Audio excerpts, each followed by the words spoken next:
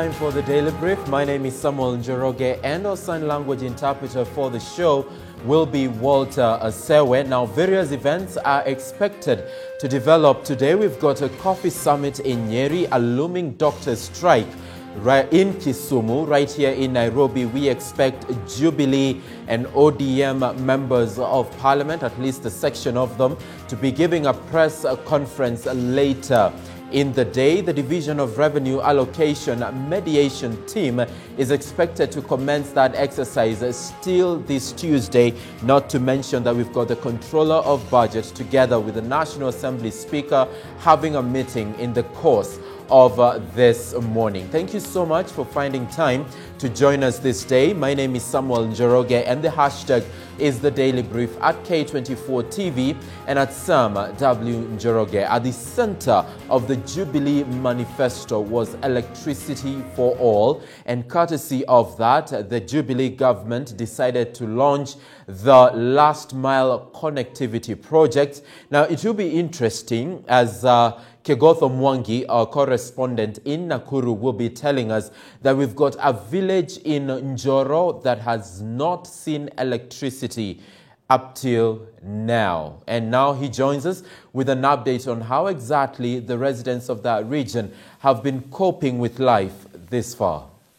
Yeah, Sam Cherargei, we are getting you live from Ishovo village in Nakuru County, Njoro constituency, where the residents have expressed their concern over the delay in the disbursement of electricity by Rural Electrification Authority. And they have also said that it has taken 10 years for them to wait for this electricity to be connected.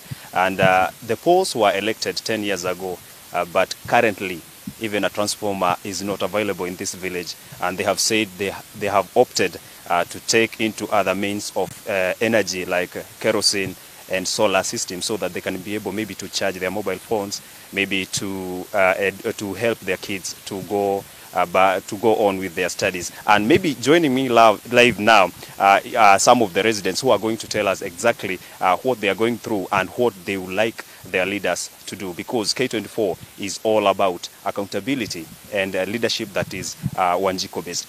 Pengine unaweza kuniambia jina na ni nini mmekuwa mkipata hapa pengine kuhusiana na stima na pengine mambo ambayo yanahusu. Kwa majina anaitwa Geoffrey Kihara. Mimi ni mkaaji wa hapa Gishovo, na ile mambo tumepitia kutoka kwa mheshimiwa wetu Joseph Kiuna from 2009 mpaka saa hii ni mambo yenye hatujaipitia. Juu tunapitia kukosa mafuta taa, yani watoto wetu wanapitia mashida mingi sana kupitia kusoma nini, mambo mingi sana, hata kama ni security yetu hapa. Unajua mtu anaweka security rights kwa boma yake ili aweze kudefense vitu zake. Sasa tunashinda kuagiza pengine mmekuwa mkitumia nini ili kuweza kuwasha ama kupata mwangaza katika boma zenu? Haswa huwa tunatumia tule tutato wa nyanya zetu zamani, kale kanaitwa niseme kwa lugha ya mama kanyitela. Ile kamkebe kidogo inawekwa kakamba ndani kanawashwa. Hiyo ndio huwa tunatumia. Sana wale wako na nguvu kiasi wanunua ile taa ya glass. Hiyo ndio huwa anatumia. Naam. Sasa pengine tunaweza ongea na babangu hapa. Baba, umekuwa ni muda mrefu sana hapa mmengoja, naona ya kwamba vikingi vya stima vimewekwa. Je, wewe kama mkaazi wa hapa, hivi vikingi viliwekwa mwaka upi? Siwezi digenyita mwaka ni derari horo wa parapara. Pengine tunaweza kuzungumza na mzee mwingine ambaye kwamba ataweza kuzungumza Kiswahili. Babangu, hivi vikingi viliwekwa mwaka upi? Hivi vikingi iko na zaidi ya miaka 10. Na kutoka iliwekwa tulikuwa tunagojea walete waya waweke. Wakati walisema watalete waya, mpaka saa hii tujawaona. Sasa pia walisema transformer wataleta, hatujawaona pia. Na pengine mmejaribu kuzungumza na wale viongozi wa kaunti hii, viongozi wa wadi ama viongozi wowote wale ambao pengine mnaweza kuzungumza nao, wamewaambia vipi? Kwanza mbunge wetu alituambia hata wiki 2 iwezi kuisha kabla tujawekewa stima, na mpaka saa hii hata miezi 2 hatujamuona. Those are some of the comments that we are getting from the people of Gishovo village in Njoro County, in Njoro constituency, Nakuru County, saying they are very disappointed with their leadership. Since 2009, they have not received electricity, yet the government has given the money for them to be given this electricity. It shows that there is accountability to be done by leaders from this area so that these citizens can be able to access electricity. Back to you in studio, Sam Cherargei, for more bulletin. My name is Kigodho, live from Nakuru County.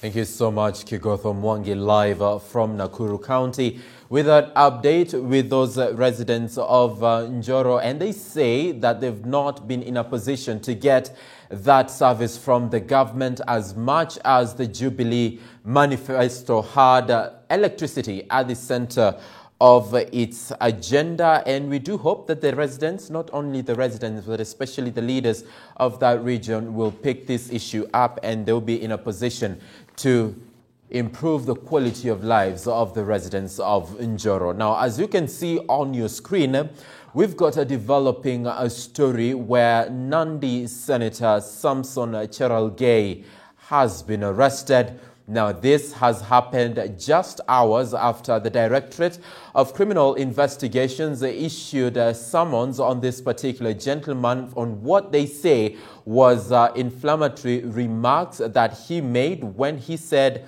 that people undermining the deputy president should be stopped, or something to that effect. So let's cross over to Nandi and get to not even listening, but just watch what exactly has been happening in Nandi, or Eldoret, I beg your pardon, this far.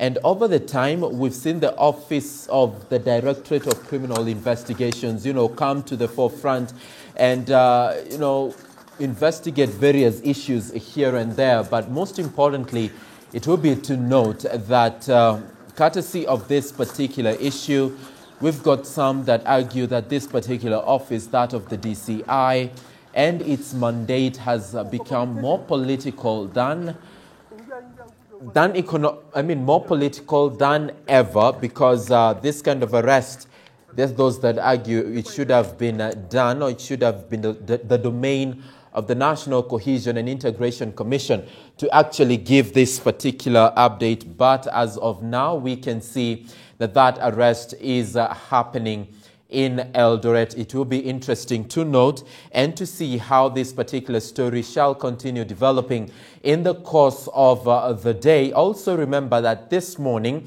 we expect a section of both ODM and Jubilee members of Parliament to be giving a presser, and we shall be seeing whether or not this issue will form part and parcel of that particular presser. Remember, this office still, together with that of the DPP, has been accused of being used to settle political scores, and therefore it will be very critical to see and to note what exactly will be happening in as far as this story is concerned. And we're now joined by our reporter, Tim Simwa, who's joining us live from Eldoret to give us an update on what he has been in a position to file and gather this far. Tim?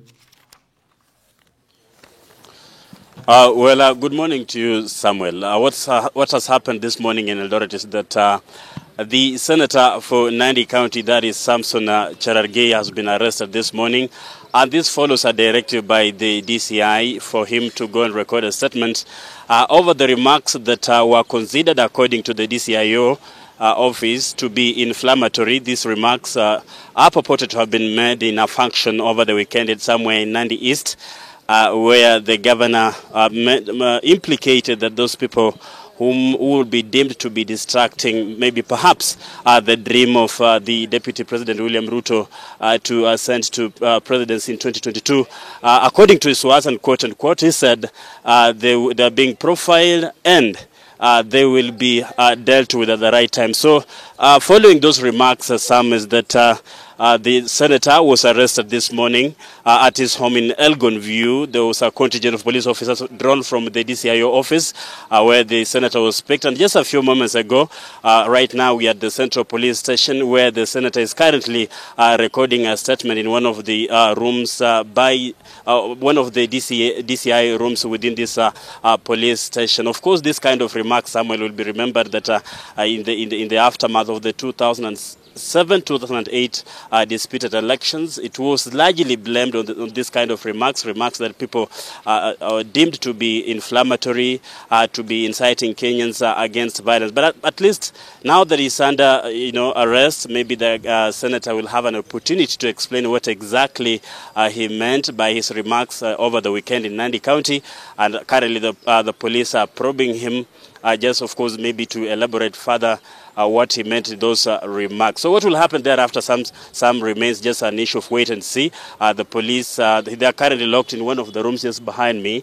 And maybe once they get out, we'll get to see whether he'll be released or the DCI will demand that he continues being under their custody until such a time that they will deem maybe necessary to let him go. So some will continue just keep abreast of what will be happening, perhaps also hoping that when he comes out, he'll give us a statement on some of the questions the police would have asked him, and maybe also get to explain to us what he meant in those remarks. Back to you, Sam.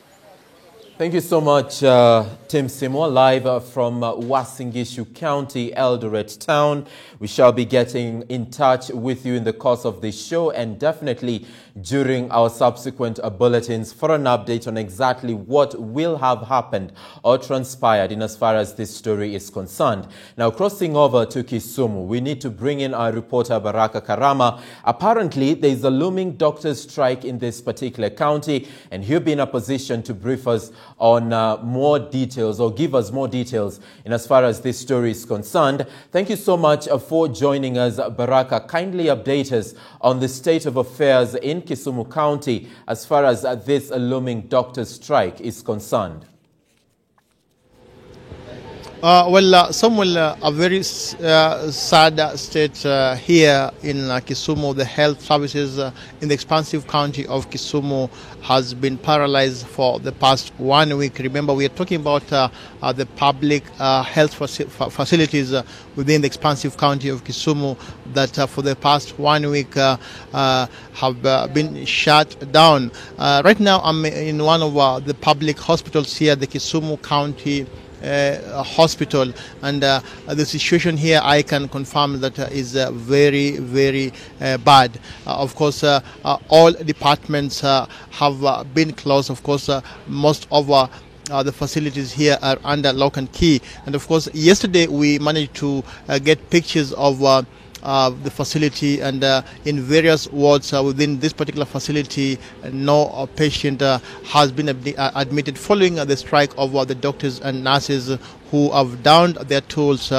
demanding their salaries from the Kisumu County government. And of course, yesterday we also saw the union officials led by the Secretary General for this particular region, Maurice Opito, saying that they won't go back to work until their demands are met. Actually, they're talking about their salaries that, of course, they say that are from May, and they say that since then the county government has not yet paid them their dues. And the situation here is very bad. Of course, we've seen patients who are coming from far-flung areas to seek treatment. Of course, they've been forced to go back to where they came from, and of course some have also resorted to seek the treatment from the private facility, but of course that comes with quite a number of challenges as far as the charges are concerned. So in a normal day, this particular facility always accommodates or we normally see a huge number of patients who come here to seek treatment. Quite a number of them, totaling to an estimate of 500 patients who come here on a daily basis. But today, this place is totally empty. And of course, we've seen many patients who came here and have been forced to go back to their respective areas where they came from. Just allow me to get comments from a cross-section of patients who we found here, but since the situation here, there's no work at this particular facility. They're stranded, and of course they're trying to figure out what they will do to seek treatment. Karibu mama, tuambie karibu. Tuambie majina lako, alafu tumeona umeketi pale, hakuna madaktari, hakuna wauguzi. Tuambie umetoka wapi na ulikuja saa ngapi? Nilikuja saa 1:30. Nimetoka mbali Ugenya Ukwala. Ndiyo. Na nilikuja kupata matibabu, hakuna daktari. Ndiyo. Wamesema hawawezi kufanya kazi kwa maana wako on strike. Ndiyo. Sasa hivyo ndio nimeona nitarudi tu hivyo bila hata matibabu. Ni wewe ndio ulikuwa mgonjwa ama ni mtoto? Mimi. Nilikuja kwa check up. Inatakana nirudi tena next week kwa ward, alafu nifanyiwe operation. Na nimeona ukiongea na baadhi ya wale wapokumba wako hapa, wamekwambia nini? Walisema hakuna matibabu, wako kwa mgomo. Pengine wewe pia tuelezee maoni yako. Nimekupata pale kama unasubiri matibabu. Hali iko vipi kwa hivi sasa? Mimi pia jina langu ni Judith Beatrice Adambo. Nilifika hapa kama saa 2 asubuhi na ninamwambianga nifika hapa kila mwezi tarehe 2 ili nisaidie na hizi dawa ya ugonjwa ya kifafa. Kwa sababu nikichelewa kama sijameza hiyo dawa kama mwezi inaanza kuwaka, ninaonanga hiyo shetani ikiwa inangusha mimi chini mpaka nikojoe. Tena nilisachomeka hata kwa moto namna hiyo. Sasa ndio nilikuwa naomba hizo dawa ya kifafa, alafu homa ingine imefika, alafu inafunga masikio zangu. Na sasa nimefika hapa kwa hospitali nikapata wadaktari wako wote kamili. Na mimi nimeondoka West Kolwa location in Kisumu district. Yes. Ulikuja hapa saa ngapi na sasa utafanya namna gani? Nilifika saa 2 asubuhi. Sasa nilikuwa napiga tu kona nirudi kwa nyumba bila hao daktari wako. Sasa moyo yangu imeanza kutetemeka vile hii kifafa ikiona moyo inatetemeka ninangukanga chini mpaka nikojoe. Ndio. Maoni yako kwa wale ambao kwamba wamegoma, utawaambia nini? Sasa si warudi watusaidie tu kwa neema ya Mungu. Vile hao Baraka Hospital walikuwa wanatusaidia vyema hata wachelewi. Ndio. Hiyo shetani iliweka mimi hata niliishi kanisani ya Mungu wa hospitali huko Baraka Hospital. Sasa juzi ndio nirudi hapa kama madhe yangu aliaga dunia. Ndio. Apologize. Samuel, a very sad state of affair here at the Kisumu County Hospital. Like I mentioned, no treatment is taking place in this particular facility. And by extension, we also made a spot check to various facilities within the expansive county of Kisumu. At the main county referral hospital, Jaramogi Oginga Odinga Teaching and Referral Hospital, actually is the interns who are taking care of the patients who, of course, come there to seek treatment. So it's a very sad state of affair here. We managed to speak to the director in charge of health, Dr. Dickens Onyango, on phone, who actually say that they're working on ways to see that these crisis is solved as fast as possible. So it's a very sad state of affair here. We'll be getting more reactions from the CEC in charge of finance, just to get his views on when he expects to pay the health workers in this particular county, so that they should be able to get back to work, maybe to assist the patients who are in dire need of treatment in this particular region. Back to you, Samuel. Thank you so much, Baraka Karama, for that update live from Kisumu. Doctors and nurses have downed their tools barely a month after they went back to work, because just in the month of June, we had them down their tools courtesy of 4 grievances, namely, demanding the promotion of all their members who are qualified for the same comprehensive NHIF coverage, release of doctors who are qualified for study leave, and remittance of their deductions to relevant bodies. That was the strike in June 2019.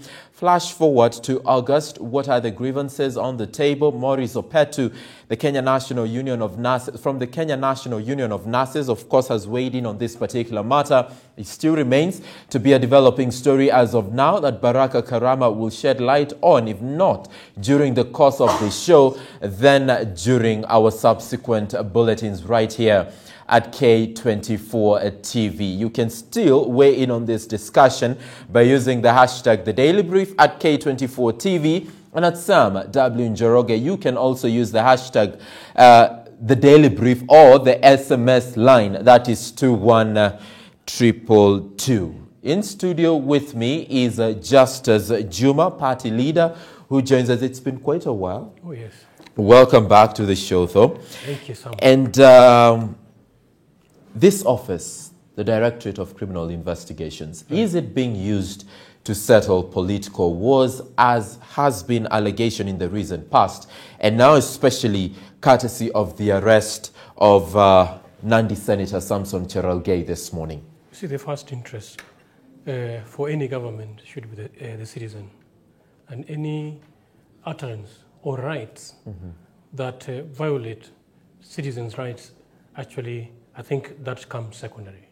And the utterances of the Nandi Senator so far is really wanting, especially coming at such a time like this, when we are advocating for pluralism in our society. Because if we do not actually know how to coexist in our diversity, then where else do you want us to go? Have we had worse before?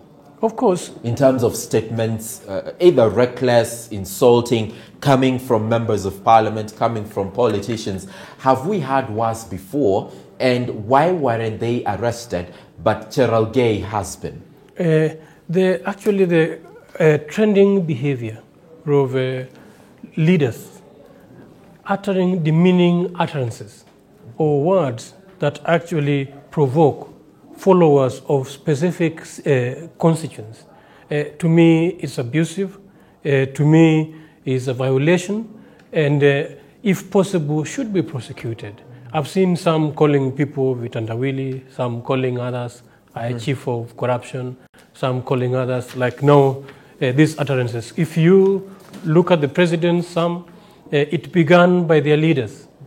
And recent utterances, some were done in Meru. You had the deputy president talking in a tone that I'm not a follower of Raila Odinga, but if you had his constituents who are his ardent followers and listening to you talking in a way and a manner that they talk, and that does not spare Raila Odinga himself. These utterances are not healthy for our political environment. Not healthy for our political environment. And from Mombasa County this day is the commencement of the ASK show that will begin this month, Mombasa edition that is. And we've got Fred Kai, our reporter, who joins us live with an update on what's happening on the ground. Thank you so much for joining us, Fred. Kindly update us on this particular story as it has developed this far. Shukran sana Sam. Na ni kweli kwamba shughuli zinaweza kuendelea katika uwanja huu wa maonyesho ya kilimo mjini Mombasa. Na ni kwamba kuna shughuli chungu nzima hapa. Maana tumeweza kuona kwamba watu ambao wameweza kuhudhuria maonyesho ya mwaka huu basi wameweza kujizatiti katika kuhakikisha kwamba sehemu zile zao ambazo watatumia katika kuonyesha maonyesho haya ziko tayari. Na kuna shughuli chungu nzima kama nilivyotangulia kuongea, na tuseme kwa sasa tuseme mambo yako shwari, na tutaweza kujiunga tu na wahusika wakuu katika eneo hili la Mombasa ambao waweze kutueleza tufika mambo mikakati iko vipi, pengine ni watu wangapi ambao wameweza kujitokeza kwa sasa katika kujumuika katika maonyesho haya, na pengine ni vibanda vingapi ama exhibitors wangapi wa mwaka huu ambao wataweza kufika katika maonyesho haya. Na moja kwa moja basi tuweze kujiunga na wao. Pengine kama unaweza songa karibu na mimi, tuanze tu na majina na tuambie tu kwa sasa hali iko vipi.